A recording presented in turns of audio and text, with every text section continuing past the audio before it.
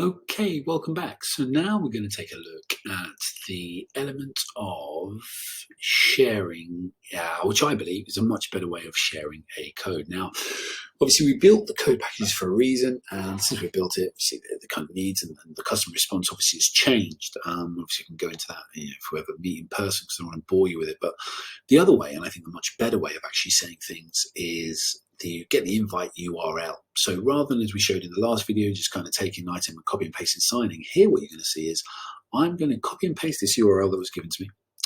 And essentially, if I come over to the right here, you see this is the old style where you see I can put in an access code. But in this one, when I go into add this here, it's no problem, and I paste my link in, what you'll see here, I'm just going to go between two. In fact, I'm going to drag the first one over to the other side so you can see the differences. In the way where I've given you a code to share, there's a space to share a code. This might be really useful if you've got lots of different codes and lots of different users, how you're doing it. But over on this one here, we see what I've done. I've just given the code, and it tells you that the code is, sorry, this one I've given the code, and this one I've just given the link. And although you might not see it, there's a small difference at the top here where you see this one is the code and then join, but then this one here is the code and then join with the mentor item logged in. So here I'm a mentor. Here I am haven't conferred that yet, but in the link, or by sharing the link, what I've done is I've conferred automatic ID of the code, and I'm telling them as well, reminding the learner what they're going to join in as. So when you sign in now, if I just go to Leon test, and I'm just going to put in any email address for now,